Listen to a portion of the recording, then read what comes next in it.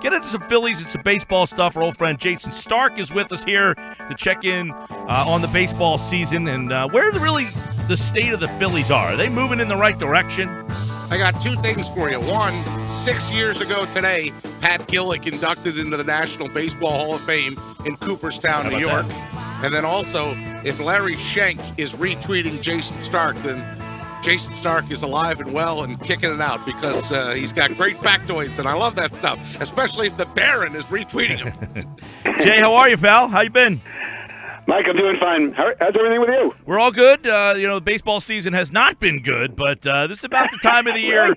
Yeah, no, you don't say. But this is about the time of the year where teams really, I guess, start to give you an idea of their identity moving forward here, and really like to get your take on where the identity of this Phillies team is. I mean, where they are right now as opposed to where they thought they would be at this season, because this is not – this, even though they didn't anticipate playoffs or anything, this can't be where they thought they'd be.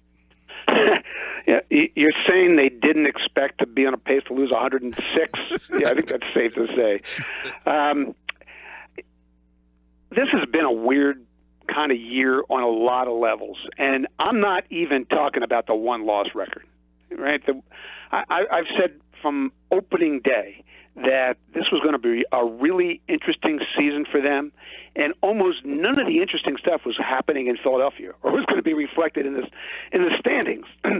And I mean, what's been troubling is that so many young players that they were watching closely, counting on, dreaming on, have not progressed or have gone backwards.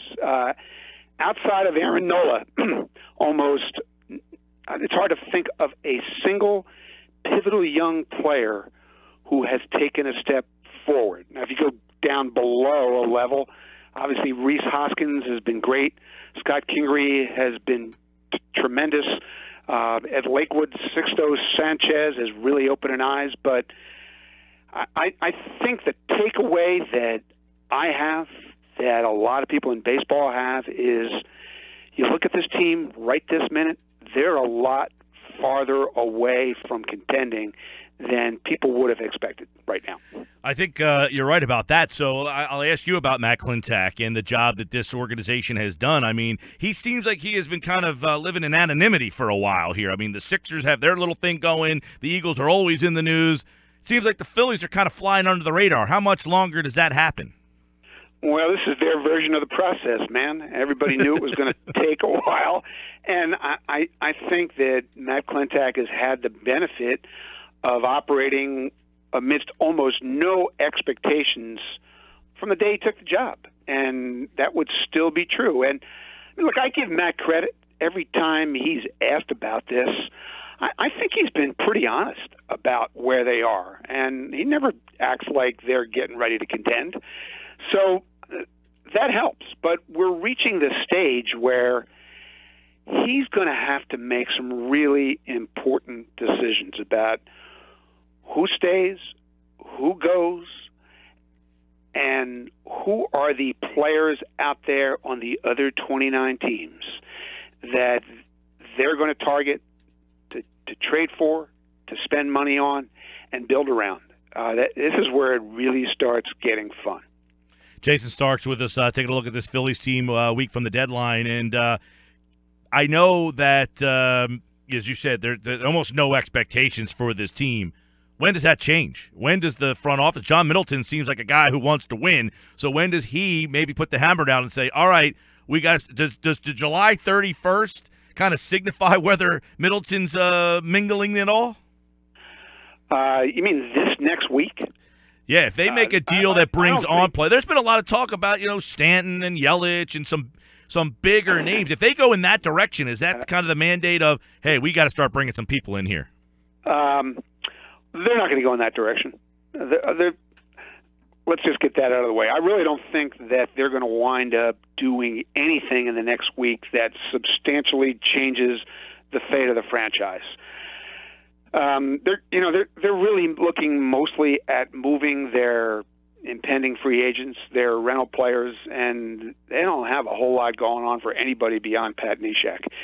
Now, in terms of trying to make a monster deal, a Stanton deal, a Yelich deal. I don't think those deals are out there to be made. Not right now. What I find interesting is a couple things on the Yelich-Stanton front. The first is they never shot those rumors down. They never encouraged anyone in the media to shoot them down. They've never really denied it. Matt Klentak spoke publicly over the weekend and didn't really shoot it down. So it tells you that the interest, at least, is real.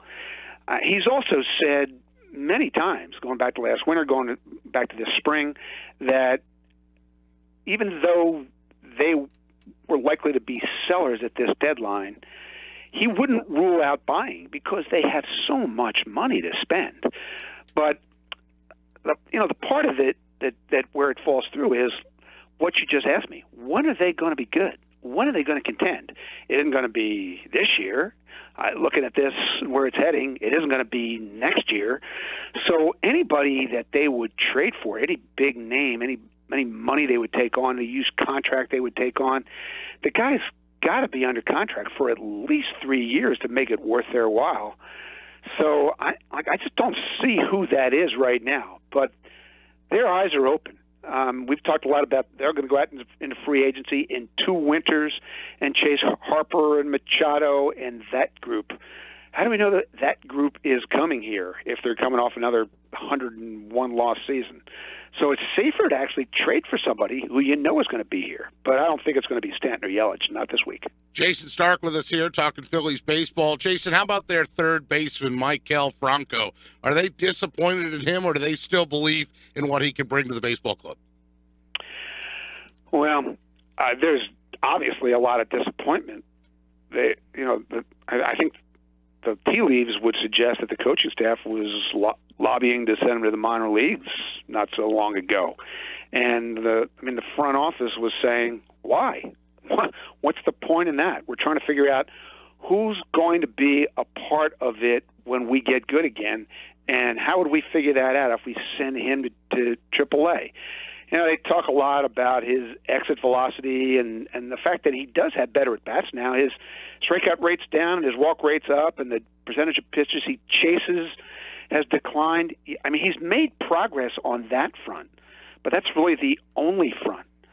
And so, if they were to actually shop him, given the lack of third baseman out there, I think they'd have some takers.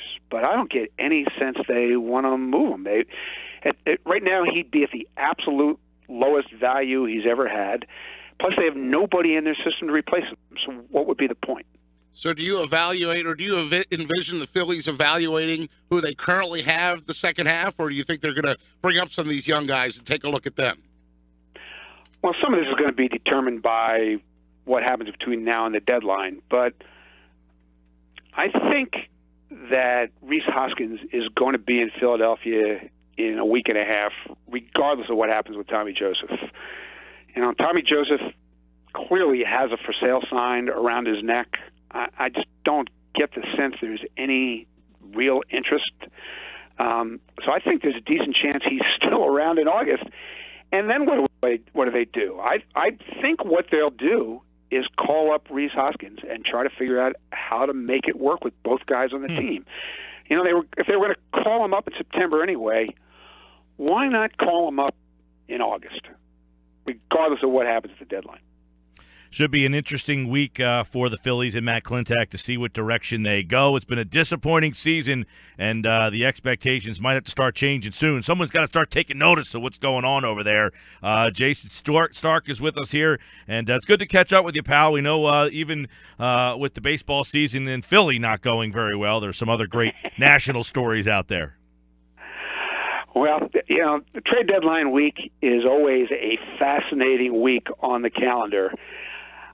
I'm actually starting to get the feeling that this is going to be just a slew of rent-a-player type deals for very little return. Not a lot of big deals at all. Once you get past maybe Sonny Gray, possibly one of the Oriole relievers, Britton or Brock, I don't think we're looking at a real what just happened kind of deal. So, like, that part of it's unusual. There's just way more supply than there is demand right now. So it's a great buyer's market.